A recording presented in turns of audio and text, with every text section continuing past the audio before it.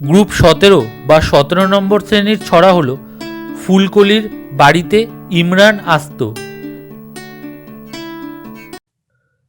নমস্কার পরীক্ষার্থীগণ, কুল প্রিপারেশনে তোমাদের সকলকে স্বাগত। ভিডিওটি ভালো লাগলে ভিডিওটি লাইক করো, তারপর শেয়ার করো তোমার 10 জন পরিচিতর সাথে যারা এই ভিডিওটি দেখে উপকৃত হবে। এরপর চ্যানেলটি সাবস্ক্রাইব করো এবং বেল আইকনটি প্রেস করো নতুন ভিডিও আপডেটের জন্য। আর নিচে কমেন্ট বক্সে জানাও ভিডিওর কোন অ্যানিমেশন পোর্শন তোমার ভালো লেগেছে, সেই অনুযায়ী আমরা আরও ভালো করে অ্যানিমেশন ভিডিও বানানোর চেষ্টা করব। আমরা এখানে রেলওয়ে গ্রুপ ডি 2018 পরীক্ষার 80টা সেটের জেনারেল সায়েন্সের প্রশ্ন উত্তর আলোচনা করব। মোট 2000+ প্রশ্ন আলোচনা করা হবে। আর এইগুলি যদি ভালো করে পড়তে পারো তাহলে জেনারেল সায়েন্সের 25টা প্রশ্নের মধ্যে 19টা মতন প্রশ্ন রেলওয়ে গ্রুপ ডি 2021 পরীক্ষায় কমন পাবেই। এখানের অনেক প্রশ্ন উচ্চ মাধ্যমিক লেভেলের আছে, তাই স্মার্ট ওয়ার্ক করে যদি তুমি খুব ভালো করতে চাও তাহলে একটা সেটও মিস করো না, তাহলে সমস্যায় পড়বে। এই সেট আলোচনার শেষে পর্যায় সারণী ও সায়েন্সের ফর্মুলার একটা কমপ্লিট নোট যোগ করা আছে। আর এই নোট দুটো ভালো করে পড়তে পারলে পরীক্ষায় এখান থেকে আসা 9টি প্রশ্ন খুব সহজে উত্তর করতে পারবে। এই নোটে এমন কিছু জিনিস আছে যা কোনো বইতেও ঠিকভাবে দেওয়া নেই, তাই rail group D exam crack করতে হলে এই শেষের নোট দুটি খুব ভালো করে মুখস্থ করবে। পর্যায় সারণী কীভাবে ছড়ার সাহায্যে 2 মিনিটে মুখস্থ করবে তাও এখানে বলা আছে, তাই না দেখলে ভীষণ ভুল করবে। সেট 1 অন্যান্য সেটের ভিডিও দেখার জন্য এই ভিডিওটির ডেসক্রিপশানে প্লেলিস্ট দেওয়া আছে, সেখান থেকে দেখতে পারো। কোয়েশ্চেন 1, ভর বাই আয়তন ইকুয়াল টু কী হয়? ঘনত্ব ইকুয়াল টু ভর বাই আয়তন হয়, অর্থাৎ উত্তর হলো অপশান সি, ঘনত্ব। কোয়েশ্চেন 2, যদি তুমি একটি বরফ রেখে কানায় কানায় জল ভর্তি করে রাখো এবং বরফ গলতে শুরু হলে নিচের কোন অবস্থা হবে? জল বরফে পরিণত হলে আয়তনে বাড়ে। তার সাথে সাথে আমরা জানি ঘনত্ব ইকুয়াল টু ভর বাই আয়তন, তাই বরফের আয়তন বেড়ে যাওয়ায় বরফের ঘনত্ব কমে যাবে, সেই জন্য বরফ জলে ভাসে। বরফের 1/10 জলের ওপরে থাকে এবং 9/10 জলে নিমজ্জিত থাকে। বরফ গলে যখন জলে পরিণত হবে তখন আয়তন কমে 9/10 নিমজ্জিত বরফের আয়তনে সম্পূর্ণ বরফ গলা জল চলে আসবে। সুতরাং বরফ গলতে শুরু হলে কোনো অবস্থারই পরিবর্তন হবে না, অর্থাৎ উত্তর হলো অপশান সি, জলের স্তর আগের মতোই থেকে যাবে। কোয়েশ্চেন 3, সৌর প্যানেলে কোন ধাতুগুলো ব্যবহৃত হয়? সিলিকন হলো একটি মেটালয়েড বা ধাতুকল্প, অর্থাৎ যেখানে ধাতু ও অধাতু উভয়ের ধর্ম বর্তমান থাকে, অর্থাৎ উত্তর হলো সৌর প্যানেলে অপশান সি, সিলিকন ধাতু ব্যবহৃত হয়। কোয়েশ্চেন 4, নিম্নের কোনটি রাসায়নিক পরিবর্তনের উদাহরণ নয়? প্রশ্নে কোনটি ভৌত পরিবর্তনের উদাহরণ বা রাসায়নিক পরিবর্তনের উদাহরণ নয় তা জানতে চেয়েছে। যে পরিবর্তনে কোনো বস্তু আবার পূর্ব অবস্থায় ফিরে আসতে পারে তাকে ভৌত পরিবর্তন বলে। জলীয় বাষ্পকে আবার জলে রূপান্তর করা যায়, অর্থাৎ এটা হলো ভৌত পরিবর্তন। সুতরাং উত্তর হলো অপশান এ, জলের জলীয় বাষ্পে রূপান্তর হওয়া রাসায়নিক পরিবর্তনের উদাহরণ নয়, অর্থাৎ এটা হলো ভৌত পরিবর্তন। কোয়েশ্চেন 5, ভর এম যুক্ত একটি বস্তু 5 মিটার পার সেকেন্ড বেগে ধাবিত হলে গতিশক্তি হলো 25 জুল। সেটির গতিশক্তি কত হবে যখন সেটির গতিবেগ দ্বিগুণ বৃদ্ধি পাবে? আমরা জানি বস্তুর গতিশক্তি ইকুয়াল টু হাফ mv², যেখানে m হলো বস্তুর ভর, v হলো বস্তুর গতিবেগ, সেটা equal to 5 metre per second. সুতরাং half mv² equal to 25 joule. সেখান থেকে আমরা m পাই 2 কেজি। এবার গতিবেগ দ্বিগুণ হলে গতিশক্তি হবে half m into 2v whole square সেটা equal to half 2 into 10 square সেটা ইকুয়াল টু 100 জুল। এটা শর্টকাট মেথডে আরও তাড়াতাড়ি হবে, তোমাদের এর মান বের করতে হবে না। আমরা জানি কাইনেটিক এনার্জি বা গতিশক্তি কে equal to half mv square. এখান থেকে আমরা লিখতে পারি কে প্রপোর্শনাল বা সমানুপাতিক টু ভি স্কোয়ার, যেখানে এর মান অপরিবর্তিত। এবার গতিবেগ দ্বিগুণ হলে গতিশক্তি 4 গুণ হবে, কারণ ভি এর বর্গ হচ্ছে এখানে, অর্থাৎ দ্বিগুণ গতিবেগের জন্য গতিশক্তি হবে 25 ইন্টু 4 সেটা ইকুয়াল টু 100 জুল। কোয়েশ্চেন 6, রক্তনালীর লাল যোগকলা কোনটি? উত্তর হলো রক্তনালীর লাল তরল যোগকলা হলো অপশান বি রক্ত। কোয়েশ্চেন 7, নিম্নলিখিত প্রিন্সিপালগুলোর মধ্যে কোনটির ওপর ভিত্তি করে মহাকাশের একটি রকেট কাজ করে? উত্তর হলো অপশান ডি ভরবেগের সংরক্ষণ প্রিন্সিপালের ওপর ভিত্তি করে মহাকাশের একটি রকেট কাজ করে। কোয়েশ্চেন 8, বর্তমানে বিজ্ঞানীরা বস্তুর কতগুলো অবস্থার কথা বলেছেন? আমরা জানি বস্তুর 4টি অবস্থা, যেমন কঠিন, তরল, গ্যাসীয় ও প্লাজমা। বর্তমানে আরও একটি অবস্থার কথা ভাবা হচ্ছে, অর্থাৎ উত্তর হলো অপশান এ 5। কোয়েশ্চেন 9, একটি অনিষিক্ত মানব ডিম্বাণুতে কোন ক্রোমোজোম থাকে? অনিষিক্ত মানব শুক্রাণু ও ডিম্বাণু হ্যাপ্লয়েড হয়, অর্থাৎ একটি করে ক্রোমোজোম থাকে। অনিষিক্ত শুক্রাণুতে হতে পারে একটি এক্স ক্রোমোজোম বা একটি ওয়াই ক্রোমোজোম, কারণ পুরুষ দেহের সেক্স ক্রোমোজোম এক্স ওয়াই হয়। আর অনিষিক্ত ডিম্বাণুতে হতে পারে একটি এক্স ক্রোমোজোম, কারণ স্ত্রী দেহের সেক্স ক্রোমোজোম এক্স এক্স হয়। কোয়েশ্চেন 10, নিচের কোনটি ক্ষারকের ক্ষেত্রে সত্য নয়? ক্ষারক যেমন সোডিয়াম হাইড্রক্সাইড লাল লিটমাসকে নীল করে, জলীয় মাধ্যমে বা গলিত অবস্থায় OH- আয়ন সরবরাহ করে এবং এরা স্বাদে তেতো হয়, অর্থাৎ উত্তর হলো সি নীল লিটমাস লাল করে। এটি ক্ষারকের ক্ষেত্রে সত্য নয়। কোয়েশ্চেন 11, নিচের কোনটি সর্বাধিক নমনীয় ধাতু?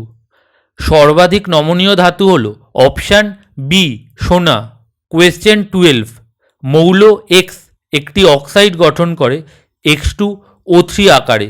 মৌল এক্স খুব সম্ভবত পর্যায় সারণীতে কার সাথে একই শ্রেণীতে থাকবে? অ্যালুমিনিয়াম, সোডিয়াম, ম্যাগনেসিয়াম ও সিলিকনের পারমাণবিক সংখ্যা বা ইলেকট্রন সংখ্যা হলো যথাক্রমে 13, 11, 12 ও 14। এদের KLM কক্ষে ইলেকট্রন বিন্যাসগুলি দেখা যাক। অ্যালুমিনিয়ামের ইলেকট্রন বিন্যাস 2, 8, 3, অর্থাৎ শেষ কক্ষে 3টি ইলেকট্রন অতিরিক্ত আছে।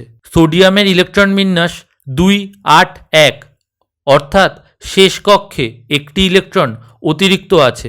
ম্যাগনেসিয়ামের ইলেকট্রন বিন্যাস 2, 8, 2, অর্থাৎ শেষ কক্ষে 2টি ইলেকট্রন অতিরিক্ত আছে। সিলিকনের ইলেকট্রন বিন্যাস 2, 8, 4, অর্থাৎ শেষ কক্ষে 4টি ইলেকট্রন অতিরিক্ত আছে।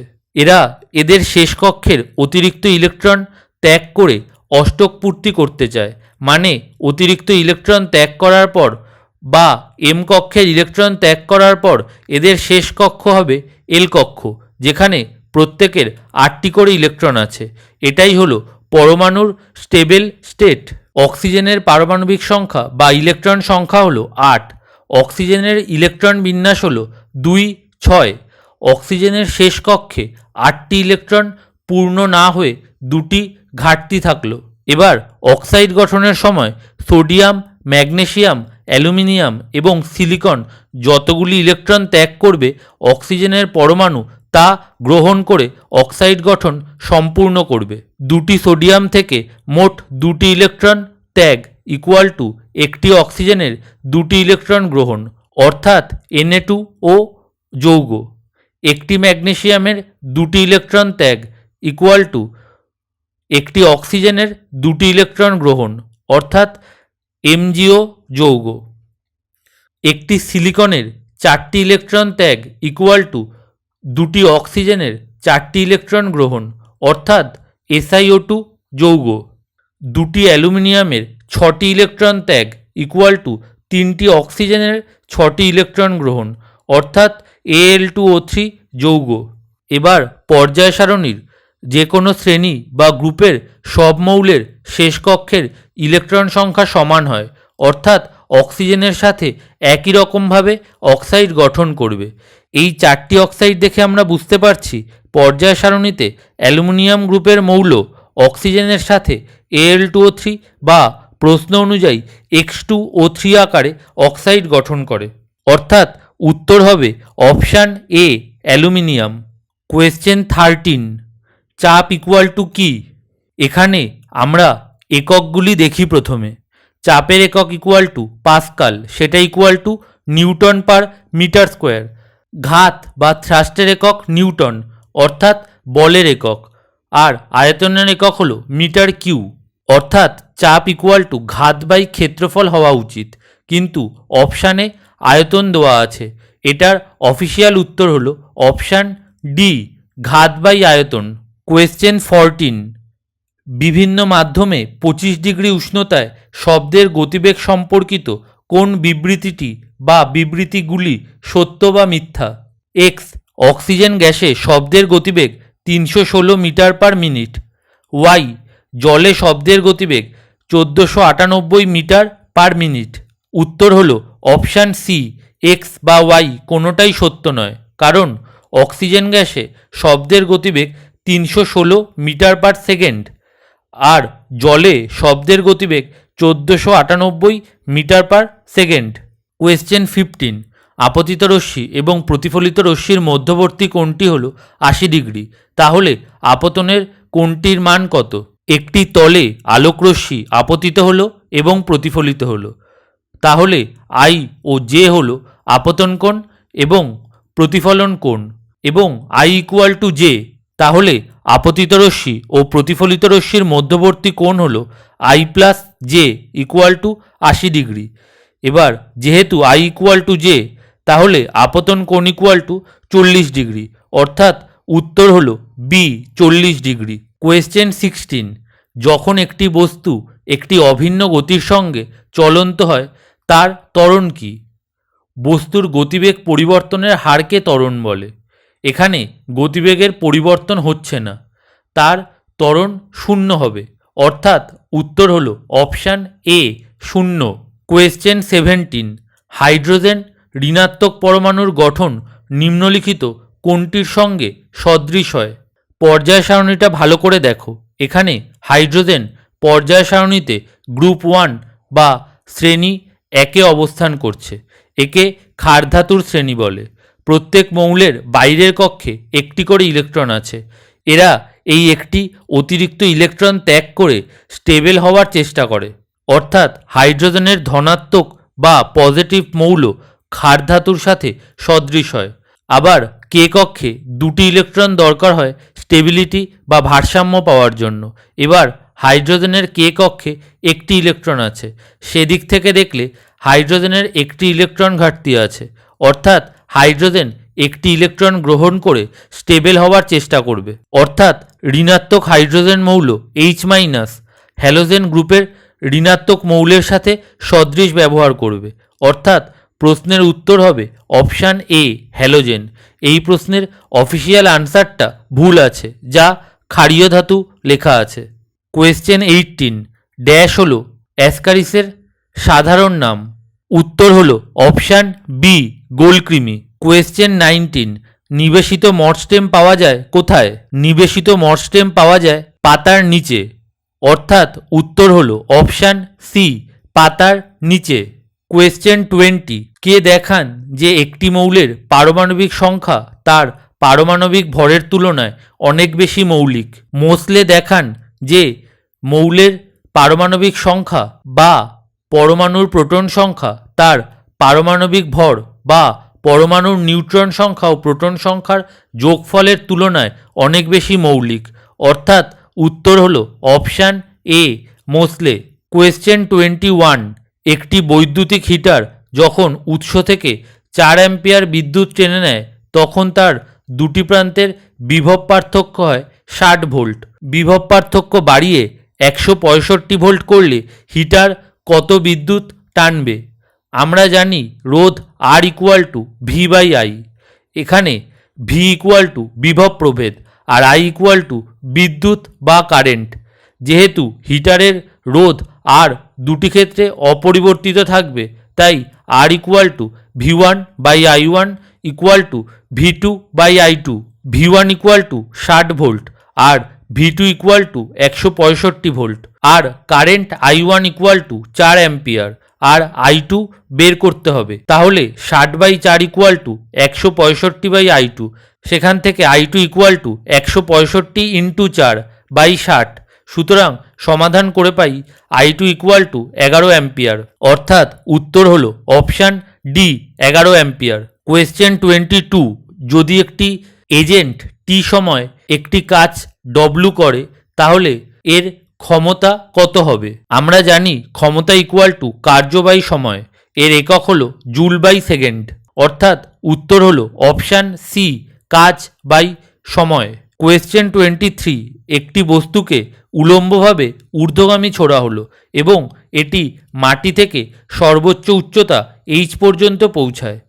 তার উড্ডয়নকালে এইচের 3/4 উচ্চতায় পৌঁছে বস্তুটি অর্জন করবে কোনটি?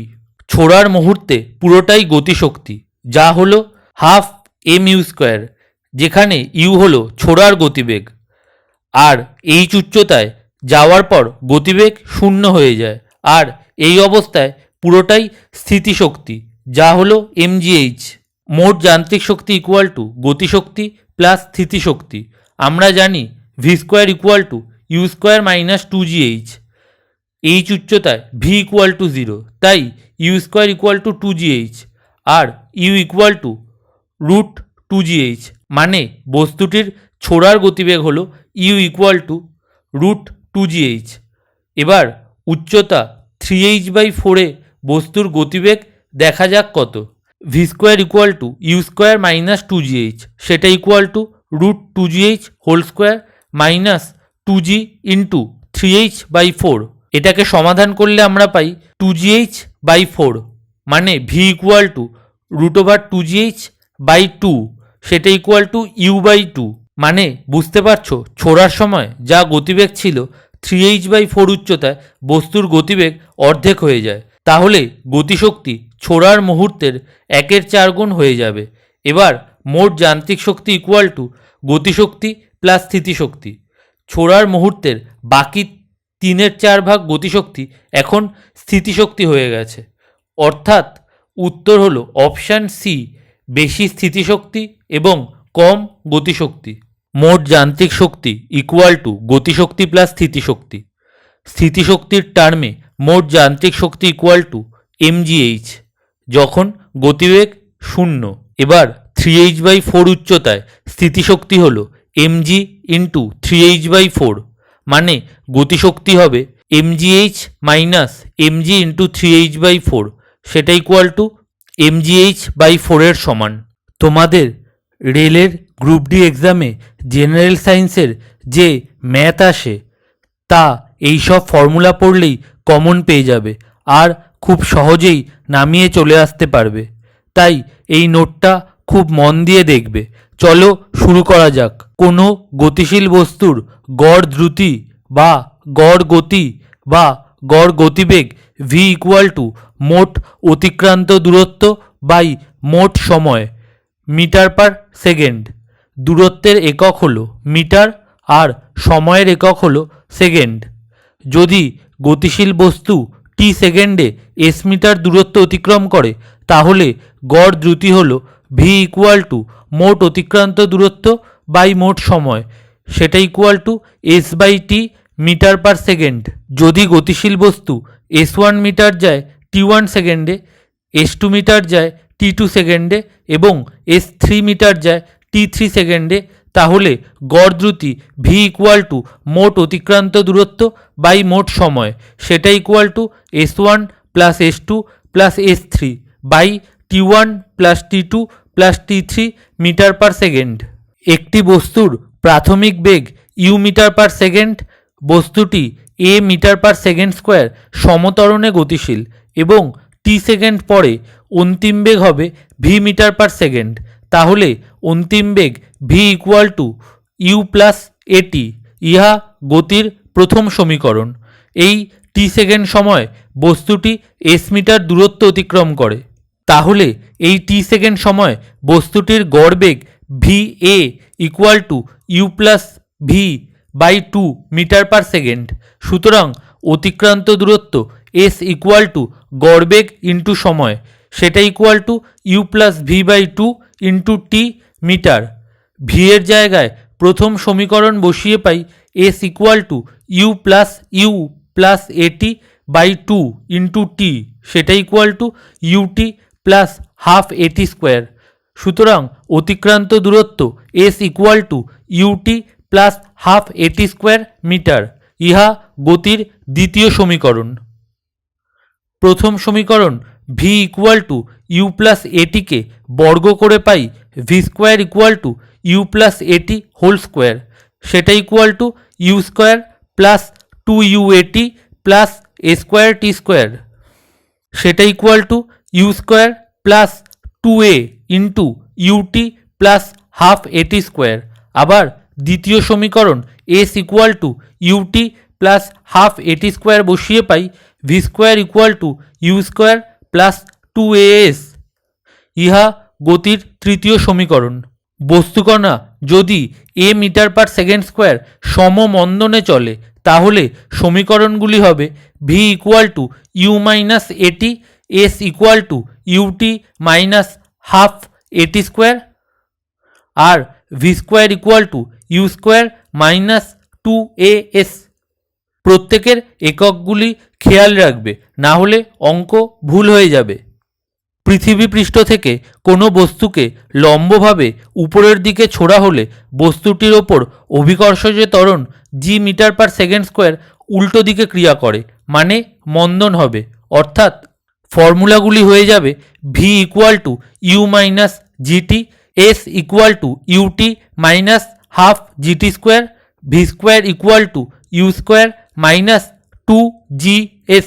কোনো বস্তুকে উপর থেকে লম্বভাবে পৃথিবী পৃষ্ঠের দিকে ছোড়া হলে অভিকর্ষজ ত্বরণ জি মিটার পার সেকেন্ড স্কোয়ার বস্তুটির গতির দিকে ক্রিয়া করে, মানে পজিটিভ বা ধনাত্মক ত্বরণ হবে। সুতরাং এই ক্ষেত্রে ফর্মুলাগুলি হবে V equal to you plus GT, S equal to UT plus half GT square, আর V square equal to you square plus 2g's। যদি এম কেজি ভরের বস্তুতে এফ নিউটন বল প্রয়োগ করে a metre per second square ত্বরণ উৎপন্ন হয় তাহলে প্রযুক্ত বল f equal to m a kg metre per second square বা নিউটন হবে। এখানে 1 newton equal to 1 KG metre per second square. যদি একটি বস্তুর উপর F1 নিউটন ও F2 নিউটন বল একই দিকে ক্রিয়া করে তাহলে বস্তুটির ওপর কার্যকর বল হবে F1 প্লাস F2 নিউটন। যদি একটি বস্তুর উপর F1 নিউটন ও F2 নিউটন বল বিপরীত দিকে ক্রিয়া করে এবং F1 গ্রেটার দ্যান F2 হয় তাহলে বস্তুটির ওপর কার্যকর বল হবে F1 মাইনাস F2 নিউটন এবং তা F1 বলের অভিমুখে ক্রিয়া করবে। পৃথিবী পৃষ্ঠে একটি বস্তুর ভর m কেজি আর পৃথিবীতে অভিকর্ষজ ত্বরণ জি মিটার পার সেকেন্ড স্কোয়ার হয় তাহলে পৃথিবী পৃষ্ঠে বস্তুর ওজন W equal to mg KG metre per second square বা নিউটন হবে। 1 newton equal to 1 KG metre per second square হবে। চন্দ্রপৃষ্ঠে বা চাঁদে বস্তুটির ভর m কেজি থাকবে, ভরের কোনো পরিবর্তন হবে না, কিন্তু চাঁদের অভিকর্ষজ ত্বরণ পৃথিবীর অভিকর্ষজ ত্বরণের 1/6 ভাগ হয়, মানে চাঁদে অভিকর্ষজ ত্বরণ g/6 metre per second square হবে। তাহলে চাঁদে বস্তুটির ওজন W equal to mg/6 KG metre per second square বা নিউটন হবে। আর 1 newton equal to 1 KG metre per second square, মানে পৃথিবীতে বস্তুর ওজন 60 নিউটন হলে চাঁদে বস্তুটির ওজন 60/6 ইকুয়াল টু 10 নিউটন হবে। কোনো m কেজি ভরের বস্তু ভি মিটার পার সেকেন্ড বেগে গতিশীল হলে বস্তুটির ভরবেগ হবে mv kg metre per second. বস্তুটির গতিশক্তি KE equal to half mv square KG metre square per second square বা joule. 1 joule equal to 1 KG metre square per second square হবে। গতিশক্তি সর্বদা ধনাত্মক বা পজিটিভ হয়। কোনো এম কেজি ভরের বস্তুর বেগ ইউ মিটার পার সেকেন্ড থেকে ভি মিটার পার সেকেন্ড হলে বস্তুটির ওপর কৃতকার্যের পরিমাণ ইকুয়াল টু বস্তুটির গতিশক্তির পরিবর্তন, সেটা equal to half M into V square minus U square KG metre square per second square বা জুল। এখানে 1 joule equal to 1 KG metre square per second square হবে। কোনো এম কেজি ভরের বস্তুর বেগ টি সেকেন্ডে ইউ মিটার পার সেকেন্ড থেকে V metre per second হলে ক্ষমতা ইকুয়াল টু কৃতকার্যের পরিমাণ বাই সময়, সেটা ইকুয়াল টু বস্তুটির গতিশক্তির পরিবর্তন বাই সময়, সেটা equal to half M into V square minus U square by T KG metre square per second cube বা জুল পার সেকেন্ড বা ওয়াট হবে। এখানে 1 joule equal to 1 KG metre square per second square এবং 1 watt equal to 1 joule per second. যদি M KG ভরের বস্তু পৃথিবী পৃষ্ঠ থেকে এইচ মিটার উচ্চতায় থাকে আর পৃথিবীর অভিকর্ষজ ত্বরণ জি মিটার পার সেকেন্ড স্কোয়ার হলে বস্তুটির স্থিতিশক্তি PE equal to mgh kg metre square per second square বা জুল হবে। 1 joule equal to 1 KG metre square per second square হয়। বস্তুটিকে এইচ মিটার উচ্চতায় ওঠাতে কৃতকার্যের পরিমাণ ইকুয়াল টু বস্তুটির স্থিতিশক্তি equal to mgh kg metre square per second square বা জুল হবে। 1 joule equal to 1 KG metre square per second square হবে। বস্তুটিকে পৃথিবী পৃষ্ঠ থেকে এইচ মিটার উচ্চতায় ওঠাতে টি সেকেন্ড সময় লাগলে ক্ষমতা ইকুয়াল টু কৃতকার্যের পরিমাণ বাই সময়, সেটা ইকুয়াল টু বস্তুটির স্থিতিশক্তি বাই সময়, সেটা equal to MGH by T KG metre square per second cube বা জুল পার সেকেন্ড বা ওয়াট। এখানে 1 joule equal to 1 KG metre square per second square আর 1 watt equal to 1 joule per second. একটি machine T second সময় W joule কার্য সম্পন্ন করলে ক্ষমতা পি ইকুয়াল টু কৃতকার্য বাই সময়, সেটা equal to W by T joule per second বা ওয়াট হয়। এখানে 1 watt equal to 1 joule per second হয়। যান্ত্রিক শক্তি বা mechanical energy m e equal to KE plus PE joule হয়। এখানে কেই ইকুয়াল টু গতিশক্তি বা কাইনেটিক এনার্জি ইন জুল আর পিই ইকুয়াল টু স্থিতিশক্তি বা পোটেনশিয়াল এনার্জি ইন জুল।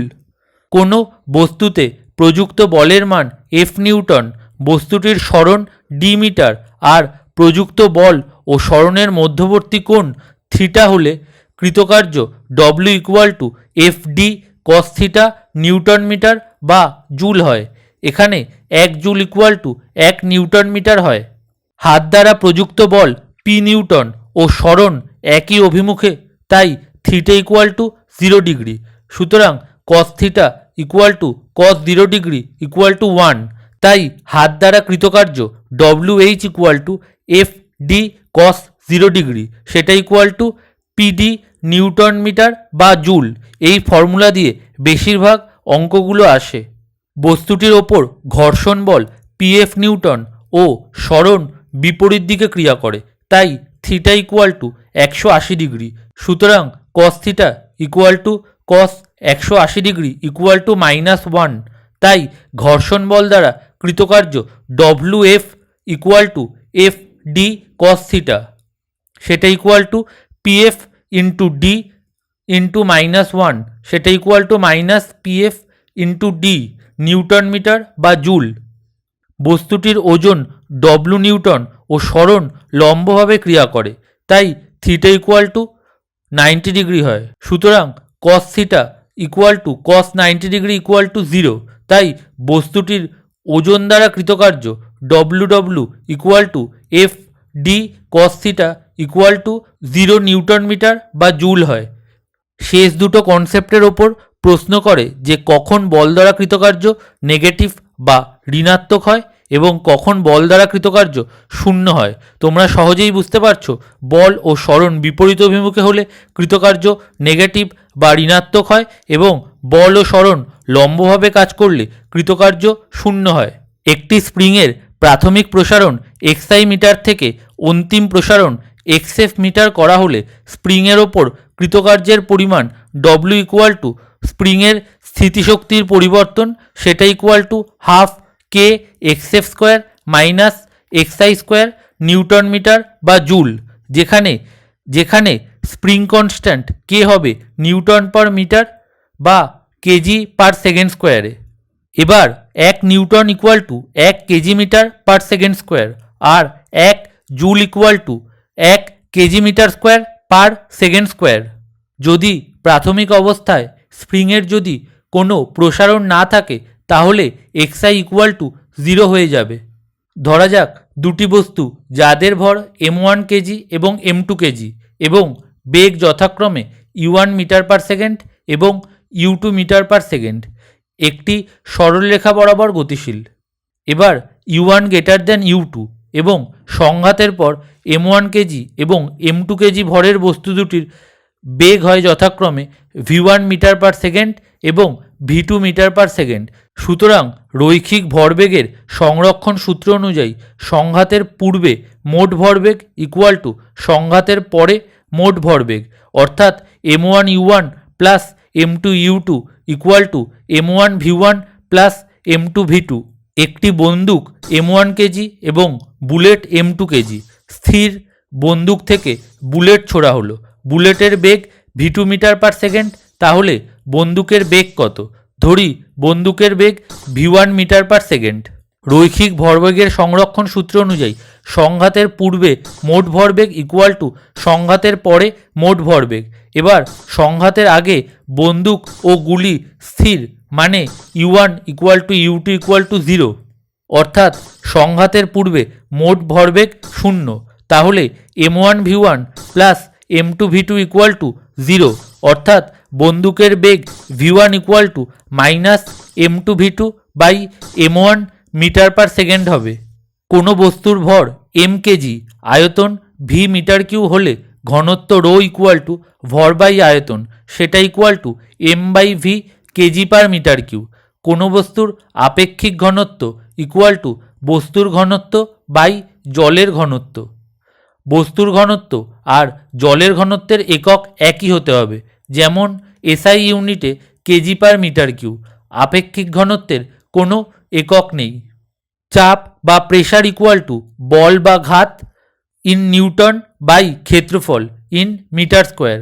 চাপের একক হলো নিউটন পার মিটার স্কোয়ার বা পাস্কাল এসআই পদ্ধতিতে, আর 1 pascal equal to 1 newton per metre square আর 1 বার ইকুয়াল টু 10⁵ পাস্কাল। একটি আলোকরশ্মি একটি তলে আই কোণে আপতিত হয় এবং সেই তল থেকে যে কোণে প্রতিফলিত হয়। এক্ষেত্রে আপতন কোণ আই ও প্রতিফলন কোণ জে ওই প্রতিফলক তলের উপর যে লম্ব টানা হয়েছে তার সাপেক্ষে মাপতে হয়। আর যে কোনো সমতল বা অসমতল প্রতিফলক তলের জন্য আপতন কোণ ইকুয়াল টু প্রতিফলন কোণ হয়, মানে I equal two J. Al2SO4 তে অক্সিজেনের শতাংশ কত? এই টাইপের প্রশ্নগুলি এমনিতে খুব সোজা, কিন্তু তোমাকে প্রত্যেকটা পরমাণুর পারমাণবিক ভর জানতে হবে, না হলে করতে পারবে না। এই কারণে আধুনিক পর্যায় সারণীর 20টা মৌলের পারমাণবিক ভর মুখস্থ করতে হবে।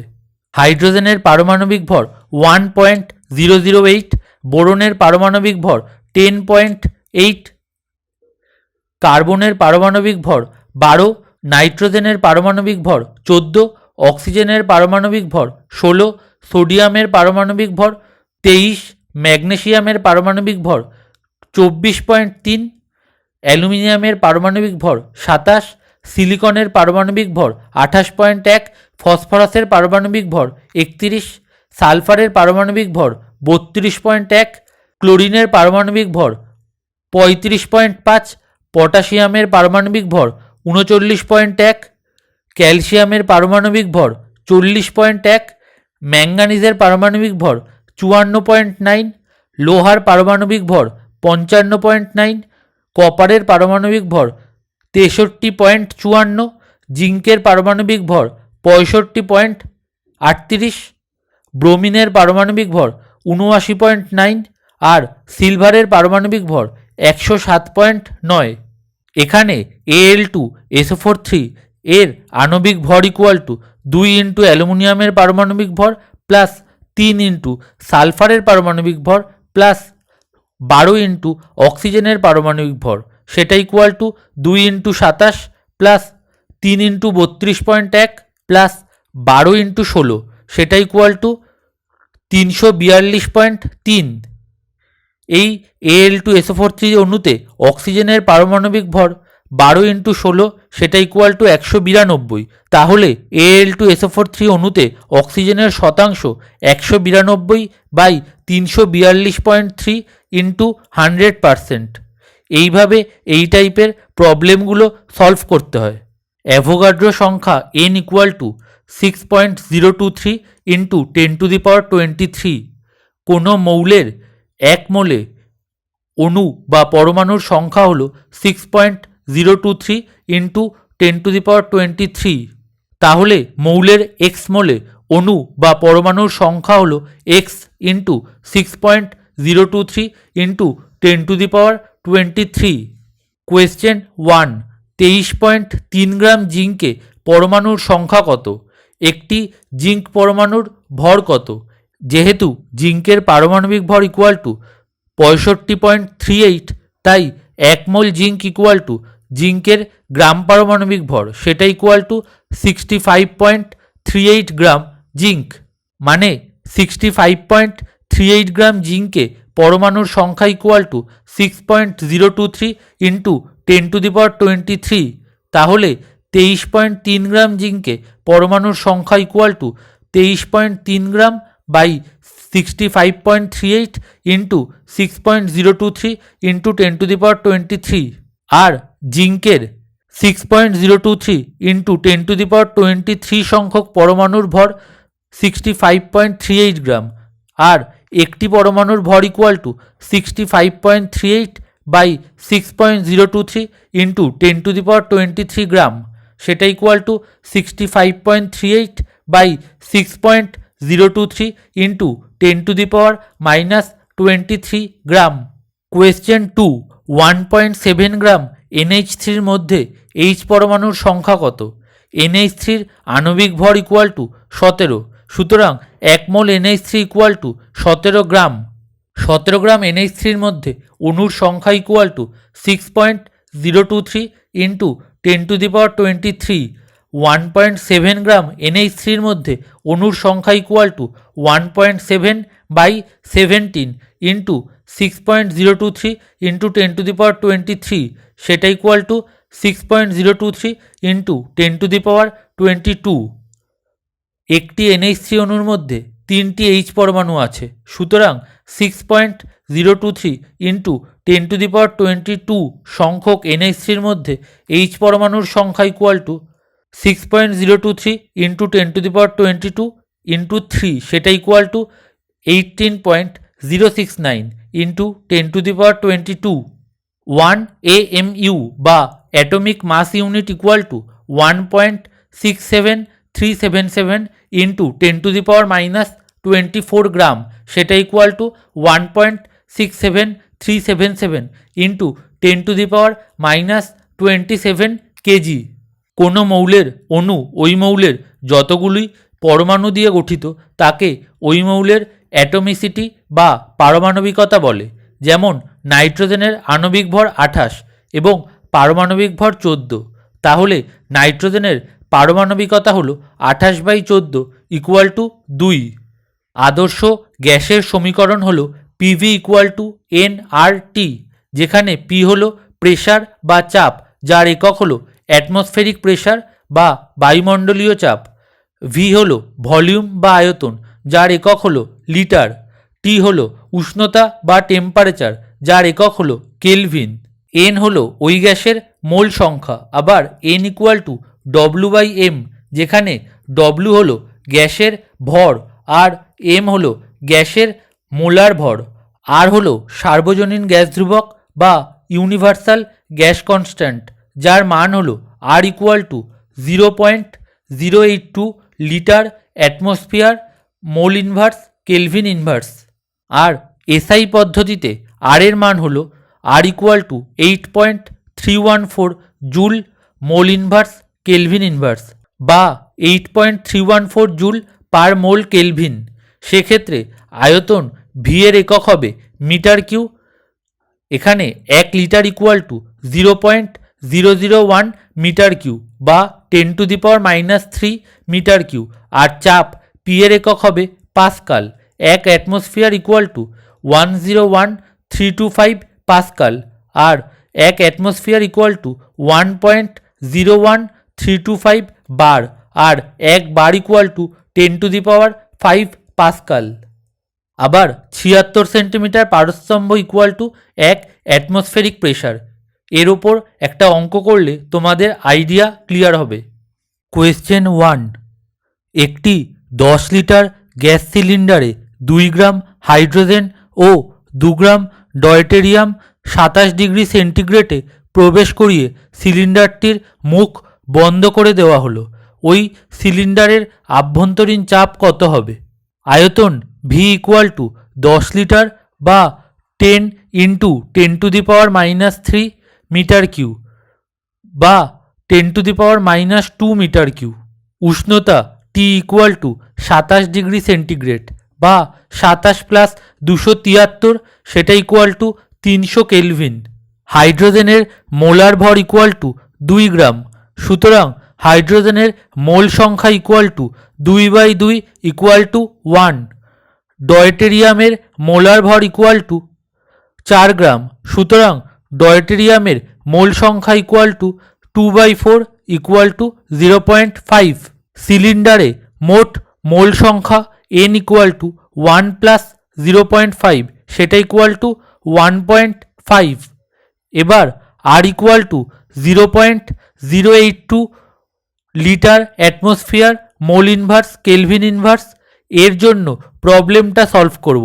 সেক্ষেত্রে আয়তন ভি এর একক হবে লিটার আর চাপের একক হবে বায়ুমণ্ডলীয় চাপ বা অ্যাটমসফেরিক প্রেশার। আদর্শ গ্যাসের সমীকরণ হলো পিভি ইকুয়াল টু এনআরটি।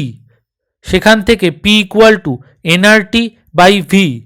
তো মান বসিয়ে পাই 1.5 ইন্টু 0.082 ইন্টু 300/10, সেটা ইকুয়াল টু 3.69 অ্যাটমসফেরিক প্রেশার। এবার r equal to 8.314 joule mole inverse kelvin ইনভার্সের জন্য প্রবলেমটা সলভ করব। সেক্ষেত্রে আয়তন ভি এর একক হবে মিটার কিউ আর চাপের একক হবে পাস্কাল। আদর্শ গ্যাসের সমীকরণ হলো পিভি ইকুয়াল টু এনআরটি। সেখান থেকে পাই p equal to nRT by v, সেটা equal to 1.5 into 8.314 into 300/0.01 pascal, সেটা ইকুয়াল টু 374,130 পাস্কাল। এই টাইপের অঙ্ক করার সময় চাপ ও আয়তনের একক দেখে নেবে আর সেই অনুযায়ী আর এর মান বসাবে। একটি বস্তুর উষ্ণতা সেলসিয়াস স্কেলে সি, কেলভিন স্কেলে কে ও ফারেনহাইট স্কেলে এফ হলে k equal to 273 plus c আর c/5 ইকুয়াল টু f-32/9 হবে। 2H2S প্লাস XO2, সেখান থেকে পাই YH2O প্লাস 2SO2। এই টাইপের সমীকরণ দিয়ে ব্যালেন্স করতে বলবে বা XY এর মান বের করতে বলবে। এই টাইপের প্রশ্নে দুদিকে মানে বিক্রিয়ার আগের ও পরের কোনো মৌলের পরমাণুর সংখ্যার মান ব্যালেন্স করে সমাধান করতে হয়। যেমন হাইড্রোজেন পরমাণুর সমতা করে পাই 2 × 2, সেটা ইকুয়াল টু 2y। সুতরাং y ইকুয়াল টু 2। অক্সিজেন পরমাণুর সমতা করে পাই 2x equal to y plus 2 × 2, সেটা ইকুয়াল টু 2 + 4 ইকুয়াল টু 6, অর্থাৎ x ইকুয়াল টু 3। সুতরাং ব্যালেন্স সমীকরণটি হলো 2H2S প্লাস 3O2 সেটা equal two 2H2O plus 2SO2। দুটি বস্তুর মধ্যে মহাকর্ষীয় বল বা গ্র্যাভিটেশনাল ফোর্স হল F equal to G m1 into m2 by R square, যেখানে m1 m2 হল দুটি বস্তুর ভর যথাক্রমে, আর হল দুটি বস্তুর মধ্যে দূরত্ব। মহাকর্ষীয় ধ্রুবক বা gravitational constant G equal to 6.6743 into 10⁻⁻11 newton metre square per KG square. তড়িৎ বিভব ভি ইকুয়াল টু কৃতকার্য বাই আধান, সেটা equal to W by Q. তড়িৎ বিভবের বা ইলেকট্রিক পোটেনশিয়ালের এসআই একক হল ভোল্ট। তড়িৎ আধান বা ইলেকট্রিক চার্জের এসআই একক হল কুলম্ব। কৃতকার্য বা ওয়ার্ক ডানের এসআই একক হল জুল। কোনো পরিবাহীতে তড়িৎ প্রবাহ মাত্রা বা electric current I equal two আধান বাই সময়, সেটা ইকুয়াল টু কিউ বাই টি। তড়িৎ প্রবাহ মাত্রা বা ইলেকট্রিক কারেন্টের এসআই একক হল অ্যাম্পিয়ার। তড়িৎ আধান বা ইলেকট্রিক চার্জের এসআই একক হল কুলম্ব, আর সময়ের একক হল সেকেন্ড। ওহমের সূত্র অনুযায়ী পরিবাহীর রোধ আর ইকুয়াল টু পরিবাহীর দুই প্রান্তের বিভব প্রভেদ বাই পরিবাহীর মধ্য দিয়ে তড়িৎ প্রবাহ মাত্রা, অর্থাৎ r equal to V by i. রোধ বা রেজিস্ট্যান্সের এসআই একক হল ওহম। বিভব প্রভেদ বা বিভব পার্থক্য বা পোটেনশিয়াল ডিফারেন্সের এসআই একক হল ভোল্ট। তড়িৎ প্রবাহ মাত্রা বা ইলেকট্রিক কারেন্টের এসআই একক হল অ্যাম্পিয়ার। কোনো পরিবাহী তারের রোধ আর equal to rho l by a. Rho হল সমানুপাতিক ধ্রুবক, যেখানে এল হল তারের দৈর্ঘ্য বা লেন্থ। দৈর্ঘ্য এল বাড়লে রোধ আর বাড়বে, আর এল কমলে রোধ আর কমবে। এখানে এ হল তারের প্রস্থচ্ছেদের ক্ষেত্রফল বা এরিয়া। প্রস্থচ্ছেদের ক্ষেত্রফল এ বাড়লে তারের রোধ কমে যাবে, আর প্রস্থচ্ছেদের ক্ষেত্রফল এ কমলে তারের রোধ বাড়বে। তারের দৈর্ঘ্য দ্বিগুণ করলে রোধ আর দ্বিগুণ হবে। তারের প্রস্থচ্ছেদের ক্ষেত্রফল এ দ্বিগুণ করলে রোধ আর অর্ধেক হবে। আবার প্রস্থচ্ছেদের ব্যাসার্ধ আর হলে ক্ষেত্রফল a equal to pi r square. সুতরাং r equal to rho l by a, সেটা equal to rho l by pi r square হবে। R1 ওহম, R2 ওহম ও R3 ওহম তিনটি রোধককে শ্রেণী সমবায় বা সিরিজ কম্বিনেশানে যুক্ত করলে তুল্যরোধ বা equivalent resistance R equivalent equal to R1 plus R2 plus R3 ohm হবে।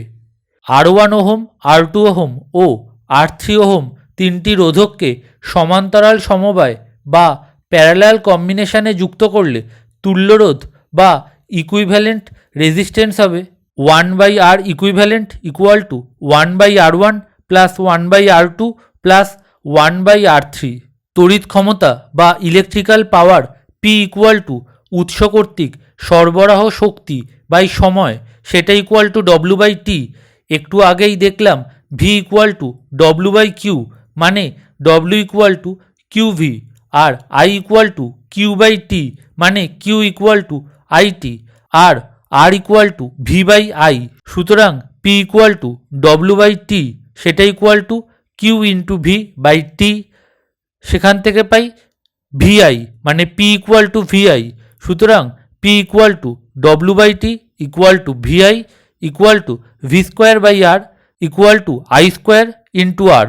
তড়িৎ ক্ষমতা বা ইলেকট্রিক পাওয়ারের এসআই একক হল ওয়াট বা জুল পার সেকেন্ড।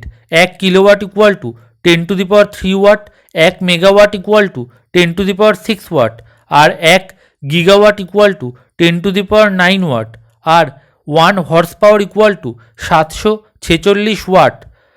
1 ওয়াট ঘন্টা বা watt hour equal to 1 watt into 1 ঘন্টা বা আওয়ার, সেটা equal to 1 joule per second into 3600 second, সেটা ইকুয়াল টু 3600 জুল।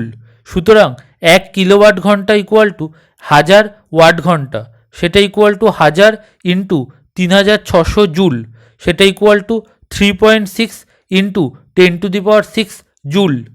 বাড়িতে বৈদ্যুতিক লাইনের ব্যবহৃত 1 BOT ইউনিট বা 1 unit electric equal to 1 kilowatt hour, সেটা equal to 1000 watt hour. Question 1, 400 ওয়াটের রেফ্রিজারেটর প্রত্যেক দিন 7 ঘন্টা করে চলে। প্রতি কিলোওয়াট আওয়ারে খরচ 3 টাকা হলে 30 দিনে রেফ্রিজারেটরটি দ্বারা ব্যয়িত শক্তির জন্য কত খরচ পড়বে?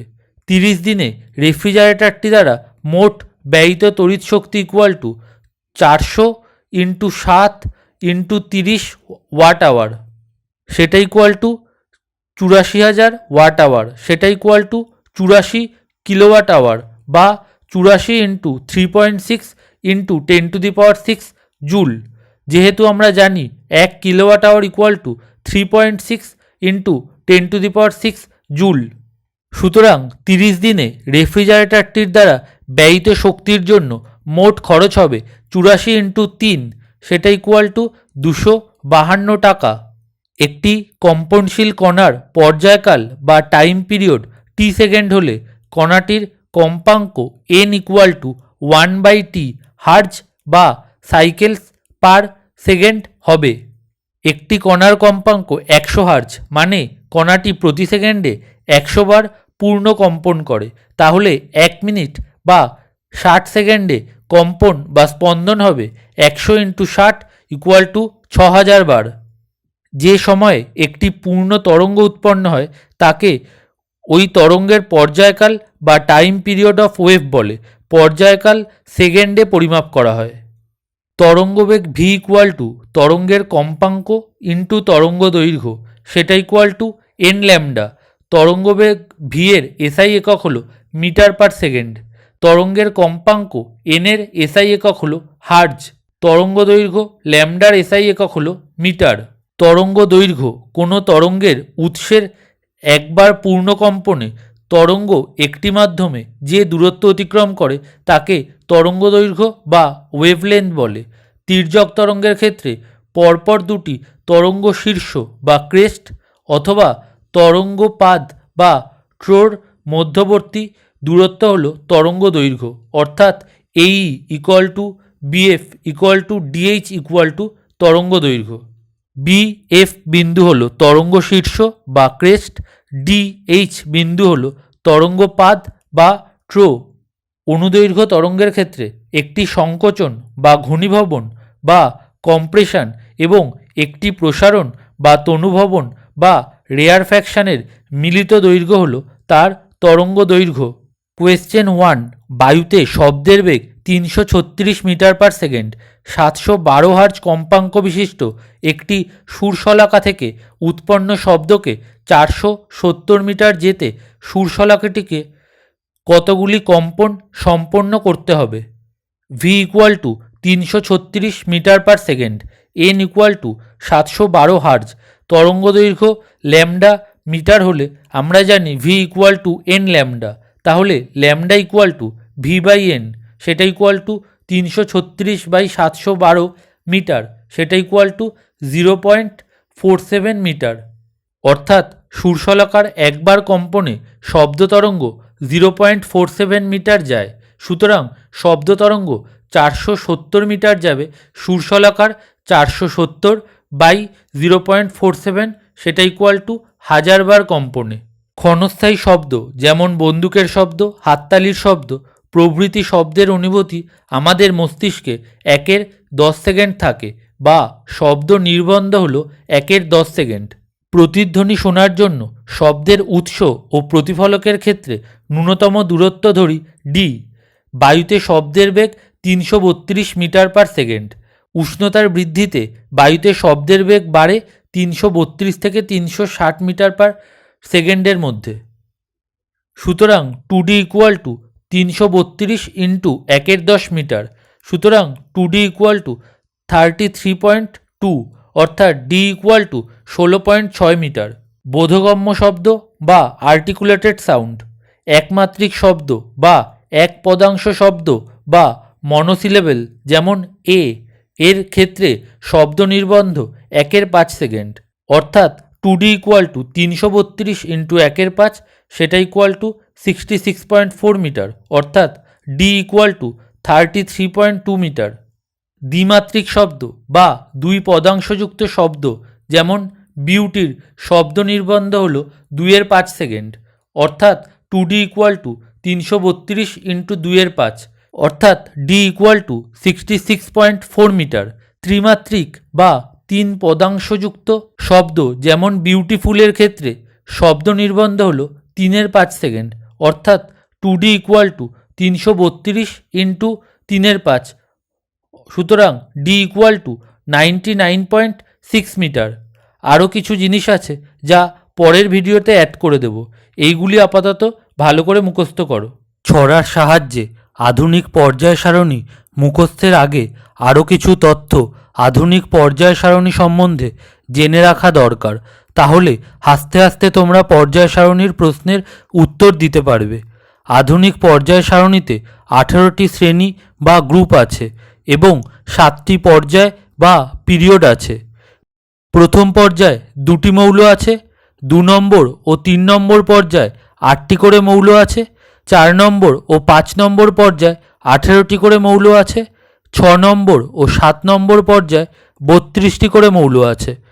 তাহলে বুঝতে পারছো, প্রথম পর্যায়ে 2টি মৌল, 3 থেকে 10 পারমাণবিক সংখ্যার মৌল 2 নম্বর পর্যায়ে, 11 থেকে 18 পারমাণবিক সংখ্যার মৌল 3 নম্বর পর্যায়ে, 19 থেকে 36 পারমাণবিক সংখ্যার মৌল 4 নম্বর পর্যায়ে, 37 থেকে 54 পারমাণবিক সংখ্যার মৌল 5 নম্বর পর্যায়ে, 55 থেকে 86 পারমাণবিক সংখ্যার মৌল 6 নম্বর পর্যায়ে, আর 87 থেকে 118 পারমাণবিক সংখ্যার মৌল 7 নম্বর পর্যায়ে।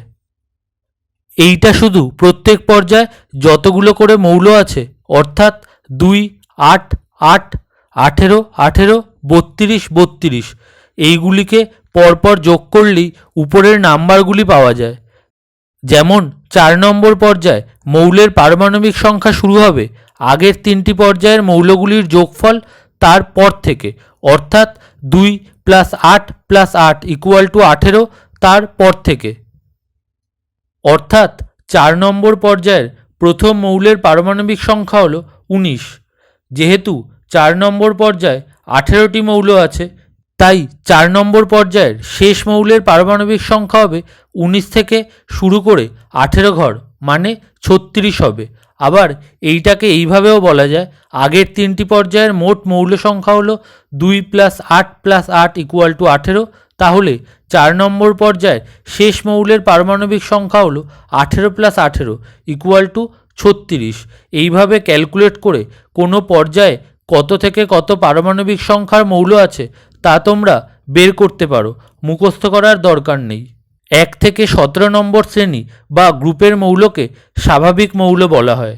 18 নম্বর গ্রুপ বা 0 বা 0 শ্রেণীর মৌলকে নিষ্ক্রিয় গ্যাস বা নোবেল গ্যাস বলা হয়।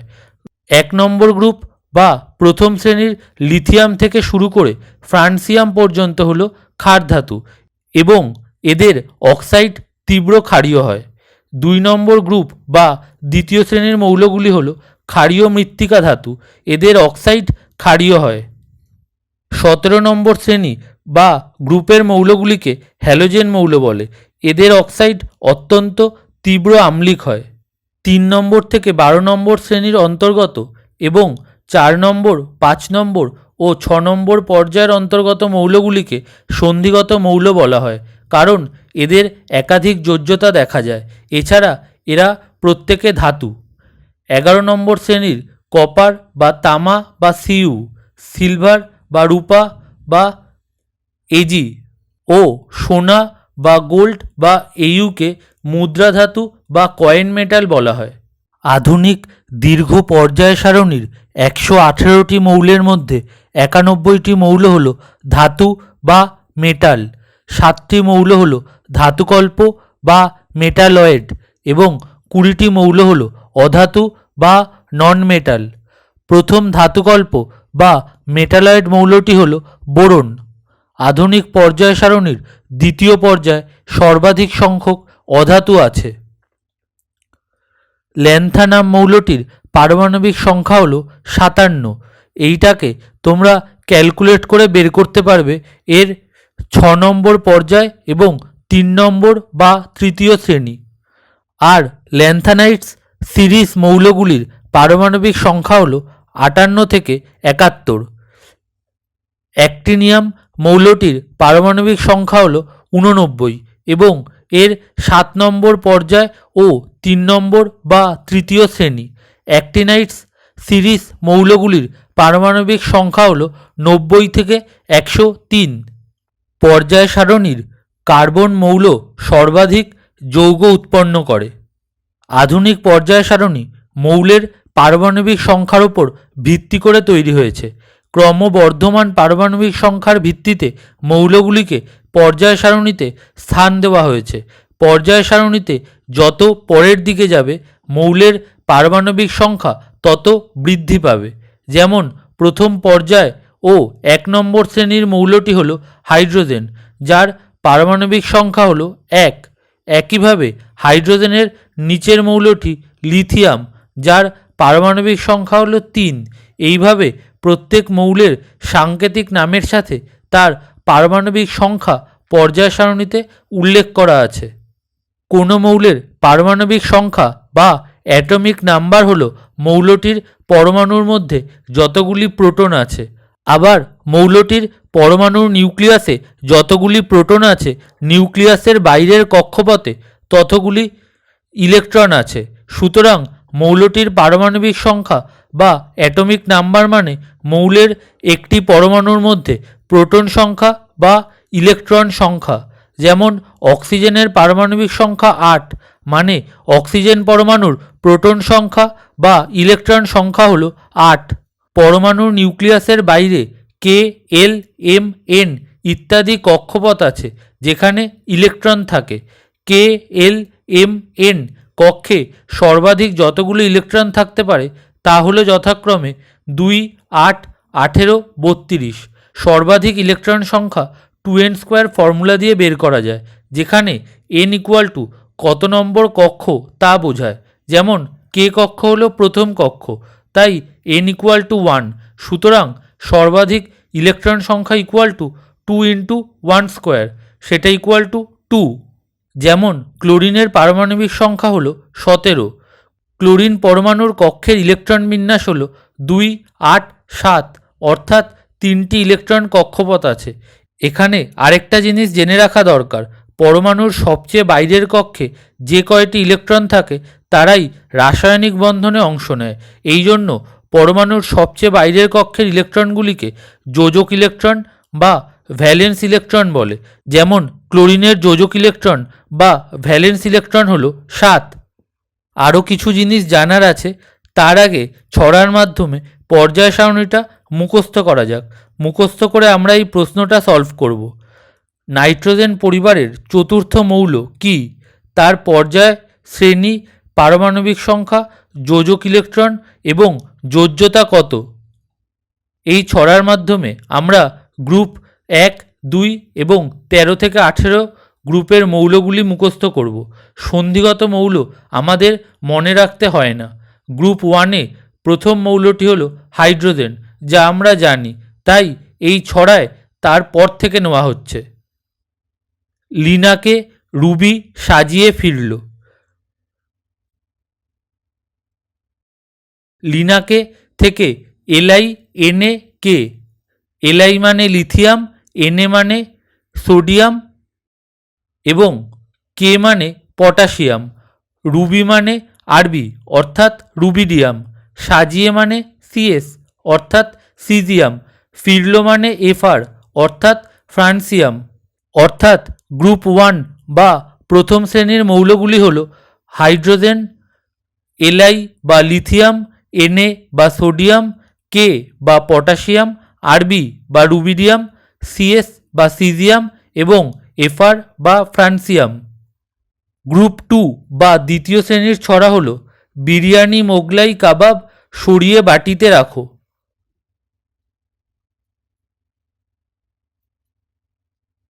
বিরিয়ানি মানে Be অর্থাৎ বেরিলিয়াম। মোগলাই মানে Mg অর্থাৎ ম্যাগনেসিয়াম। কাবাব মানে Ca অর্থাৎ ক্যালসিয়াম। সরিয়ে মানে এসআর অর্থাৎ স্ট্রনশিয়াম, বাটিতে মানে বিএ অর্থাৎ বেরিয়াম, রাখো মানে আরএ অর্থাৎ রেডিয়াম। অর্থাৎ গ্রুপ 2 বা দ্বিতীয় শ্রেণীর মৌলগুলি হল বি বা বেরিলিয়াম, এমজি বা ম্যাগনেসিয়াম, সিএ বা ক্যালসিয়াম, এসআর বা স্ট্রনশিয়াম, বিএ বা বেরিয়াম, আরএ বা রেডিয়াম।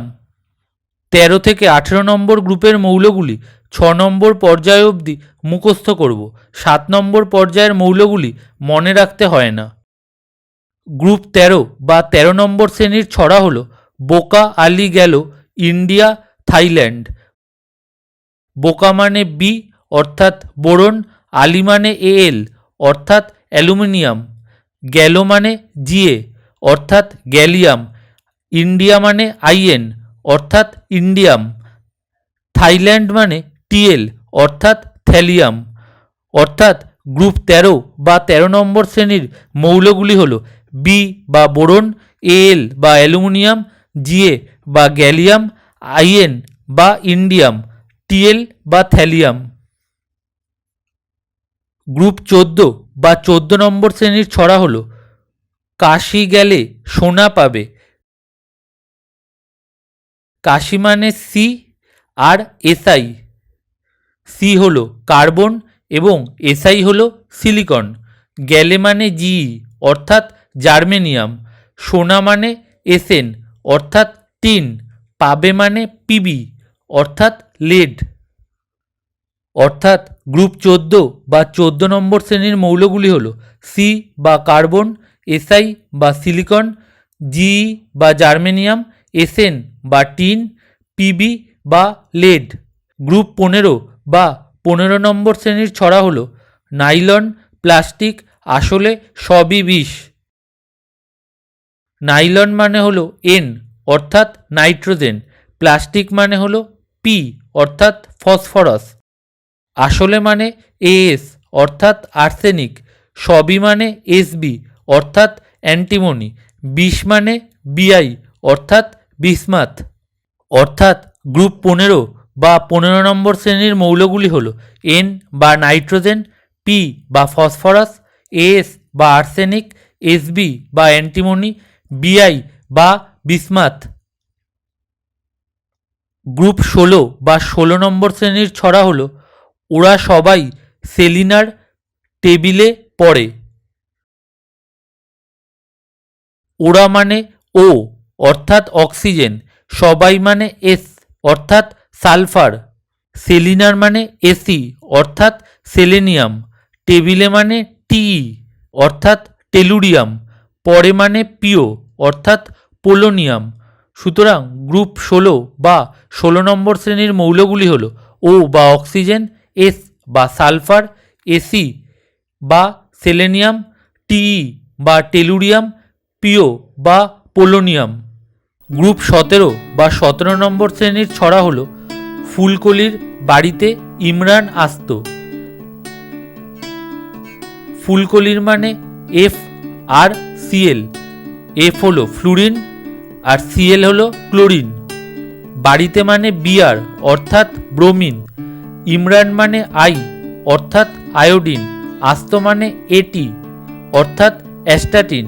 সুতরাং গ্রুপ 17 বা 17 নম্বর শ্রেণীর মৌলগুলি হল এফ বা ফ্লুরিন, সিএল বা ক্লোরিন, বিআর বা ব্রোমিন, আই বা আয়োডিন, এটি বা অ্যাস্টাটিন।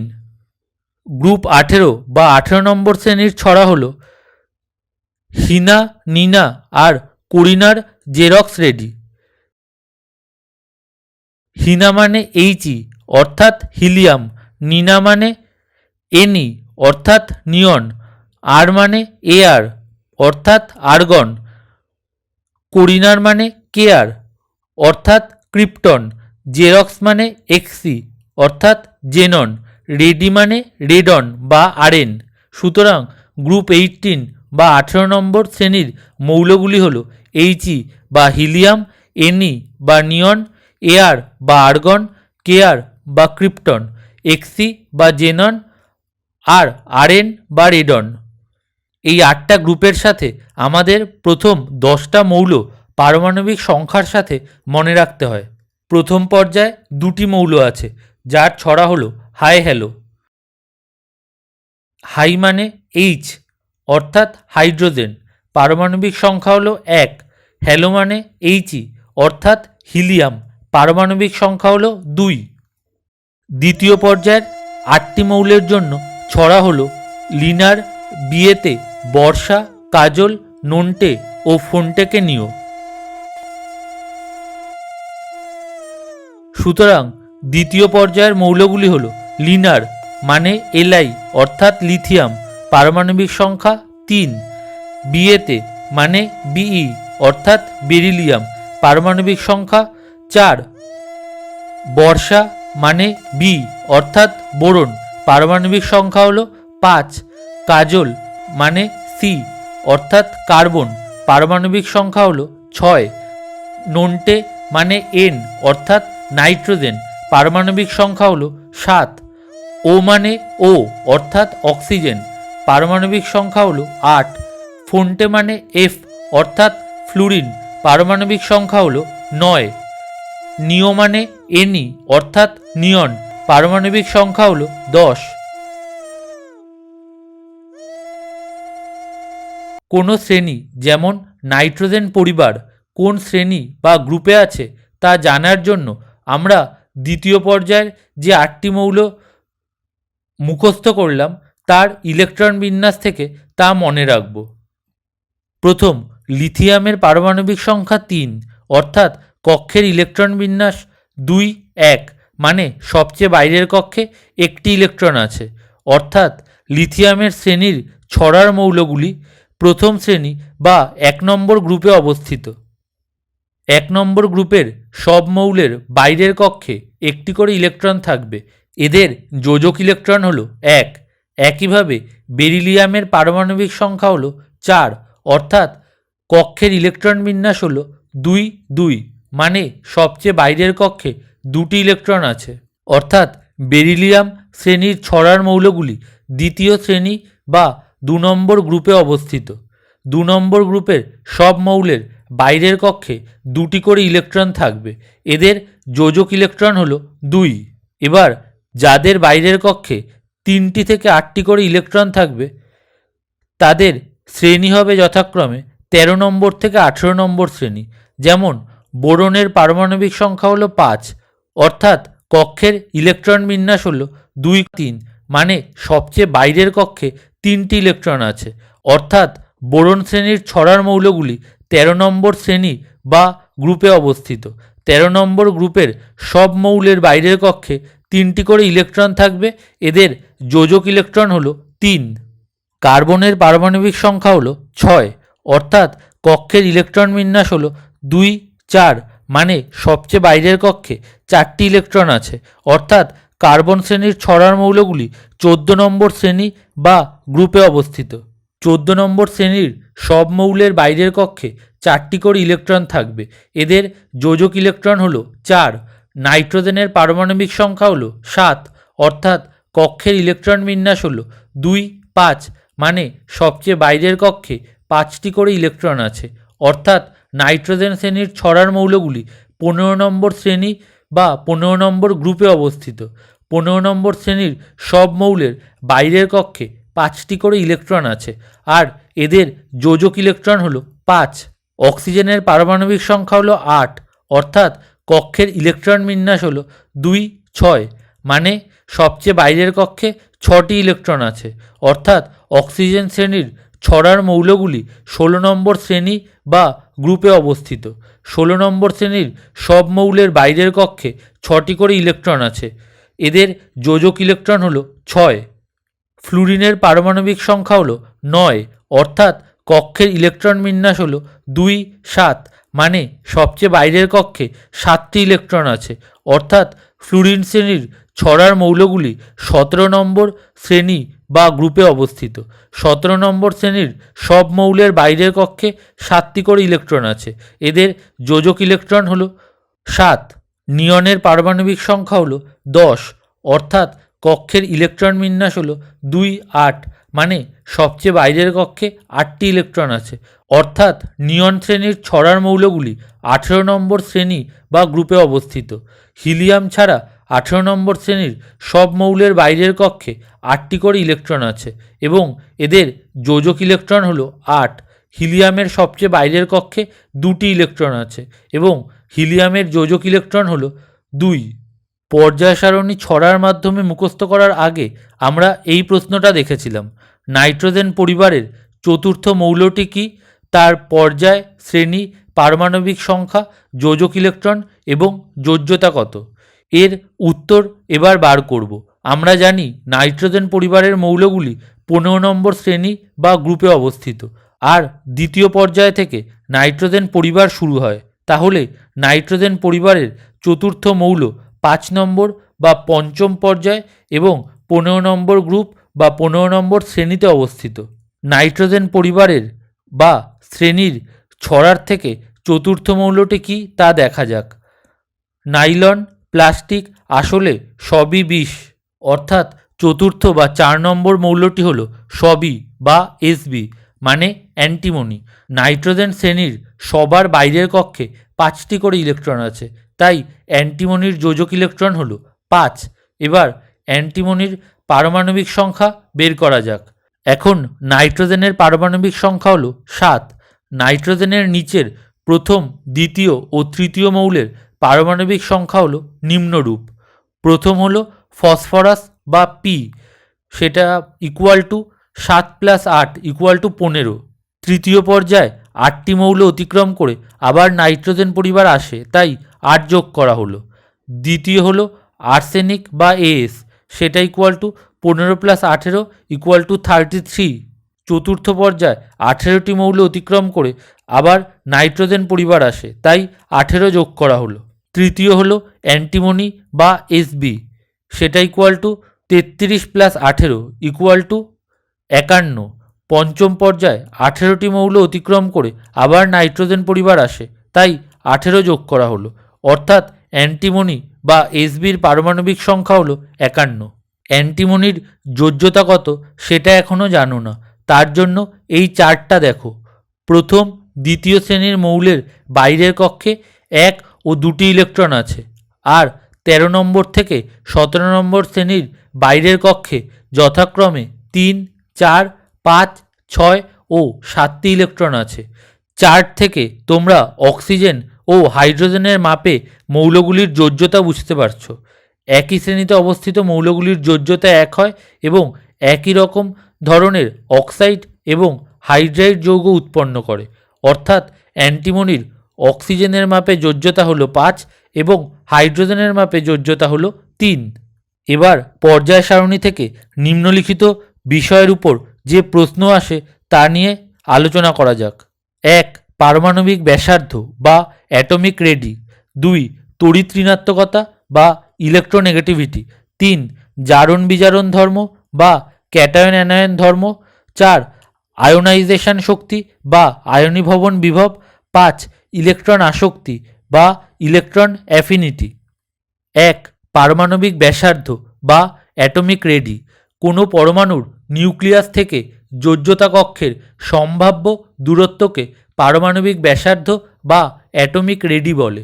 কোনো পর্যায়ের বাম দিক থেকে যত ডান দিকে যাওয়া যায় মৌলগুলির পরমাণুর ব্যাসার্ধ এবং আকার ততই ক্রমশ কমতে থাকে।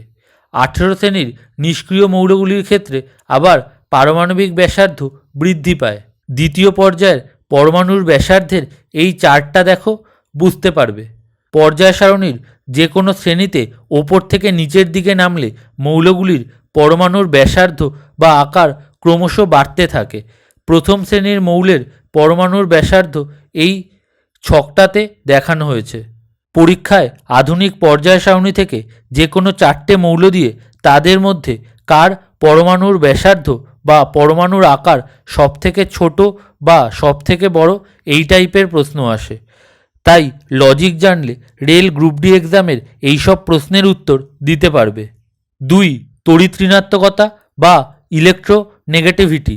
সমযোজী বন্ধনে আবদ্ধ কোনো মৌলের পরমাণুর ওই বন্ধনী সৃষ্টিকারী ইলেকট্রন জোড়কে নিজের দিকে আকর্ষণ করার ক্ষমতাকে বা প্রবণতাকে ওই মৌলের তড়িৎ ঋণাত্মকতা বা ইলেকট্রোনেগেটিভিটি বলে। পর্যায় সারণীর যে কোনো পর্যায়ের বাম দিক থেকে ডান দিকে তড়িৎ ঋণাত্মকতা ক্রমশ বৃদ্ধি পায় এবং 17 নম্বর শ্রেণীতে সর্বোচ্চ হয়। একই শ্রেণীর উপর থেকে নিচে গেলে মৌলগুলির তড়িৎ ঋণাত্মকতা ক্রমশ হ্রাস পায়। 17 নম্বর শ্রেণীর মৌলগুলির তড়িৎ ঋণাত্মকতার ক্রম হল fluorine greater than chlorine greater than bromine greater than iodine greater than astatine. এই চার্টটা ভালো করে দেখলে বুঝতে পারবে।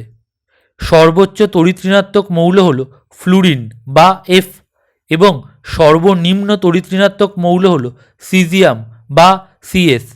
তড়িৎ ধনাত্মক বা ইলেকট্রোপজিটিভ ধর্ম হল তড়িৎ ঋণাত্মক ধর্মের ঠিক বিপরীত। মানে যে মৌল যত কম তড়িৎ ঋণাত্মক সে তত বেশি তড়িৎ ধনাত্মক বা ইলেকট্রোপজিটিভ মৌল।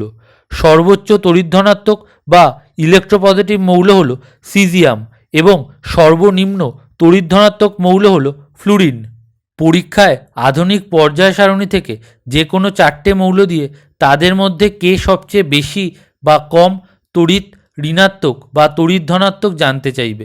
তাই লজিক জানলে রেল গ্রুপ ডি এক্সামের এইসব প্রশ্নের উত্তর দিতে পারবে। 3. জারণ বিজারণ ধর্ম বা অ্যানায়ন ক্যাটায়ন ধর্ম। যে পরমাণুর ইলেকট্রন ত্যাগের প্রবণতা যত বেশি সেই পরমাণু তত শক্তিশালী বিজারক বা ক্যাটায়ন বা পজিটিভ আয়ন উৎপন্ন করার প্রবণতা তত বেশি। যেমন সোডিয়াম পরমাণুর বাইরের কক্ষের একটি ইলেকট্রন ত্যাগ করে Na+ উৎপন্ন করে, যা হলো একটি ক্যাটায়ন এবং ইহা হলো সোডিয়ামের বিজারণ ধর্ম।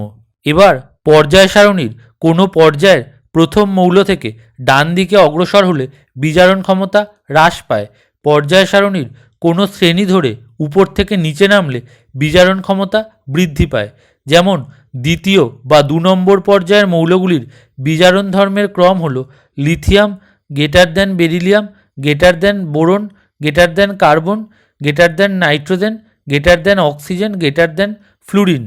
অর্থাৎ দ্বিতীয় পর্যায়ে লিথিয়াম শক্তিশালী বিজারক এবং ফ্লুরিন তীব্রতম জারক পদার্থ। কোনো পরমাণুর ইলেকট্রন গ্রহণের প্রবণতা যত বেশি সেই পরমাণু তত শক্তিশালী জারক বা অ্যানায়ন বা নেগেটিভ আয়ন উৎপন্ন করার প্রবণতা তত বেশি। যেমন ক্লোরিন বাইরের ইলেকট্রন কক্ষের একটি ইলেকট্রন ঘাটতি পূরণের জন্য একটি ইলেকট্রন গ্রহণ করে Cl- উৎপন্ন করে, যা হলো একটি অ্যানায়ন বা নেগেটিভ আয়ন এবং ইহা হলো ক্লোরিনের জারণ ধর্ম। পর্যায় সারণীর কোনো পর্যায়ের প্রথম মৌল থেকে ডান দিকে অগ্রসর হলে মৌলের জারণ ক্ষমতা বৃদ্ধি পায়। পর্যায় সারণীর কোনো শ্রেণী ধরে উপর থেকে নিচে নামলে জারণ ক্ষমতা হ্রাস পায়। 17 নম্বর শ্রেণীর মৌলগুলির জারণ ধর্মের ক্রম হল fluorine greater than chlorine greater than bromine greater than iodine greater than astatine. পরীক্ষায় আধুনিক পর্যায় সারণী থেকে যে কোনো 4টে মৌল দিয়ে তাদের মধ্যে কে সবচেয়ে বেশি বা কম জারণ বা বিজারণ ধর্ম অথবা অ্যানায়ন বা ক্যাটায়ন ধর্মের অধিকারী জানতে চাইবে। তাই লজিক জানলে রেল গ্রুপ ডি এক্সামের এইসব প্রশ্নের উত্তর দিতে পারবে। 4. আয়োনাইজেশন শক্তি বা আয়নীভবন বিভব।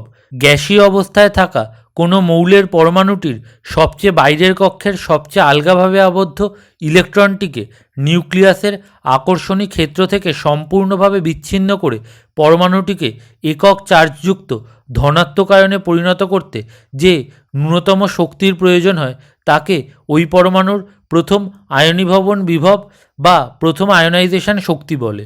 পর্যায় সারণীতে কোনো পর্যায়ে কিছু ব্যতিক্রম ছাড়া বাম দিক থেকে ডান দিকে প্রথম আয়োনাইজেশন বিভব ক্রমাগত বৃদ্ধি পায়, আর একই শ্রেণীর ওপর থেকে নিচের দিকে প্রথম আয়োনাইজেশন শক্তি বা বিভবের মান ক্রমশ হ্রাস পায়। হিলিয়ামের প্রথম আয়োনাইজেশন শক্তি বা প্রথম আয়নীভবন বিভব সর্বোচ্চ, আর ফ্রান্সিয়ামের প্রথম আয়োনাইজেশন শক্তি বা প্রথম আয়নীভবন বিভব সর্বনিম্ন। 5. ইলেকট্রন আসক্তি বা ইলেকট্রন অ্যাফিনিটি।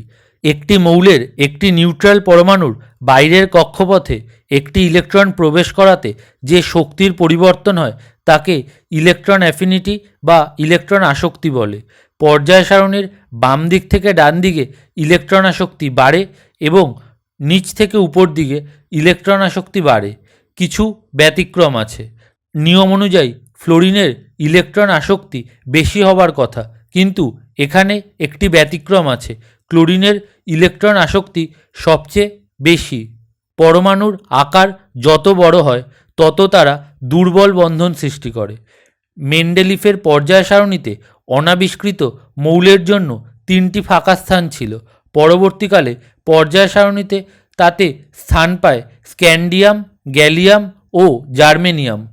আরও কিছু জিনিস পর্যায় সারণীর ব্যাপারে বলার আছে, যেমন SPDF নিয়ে কিছু বলা হয়নি এখানে, তা পরের ভিডিওতে এর সাথে অ্যাড করে দেব।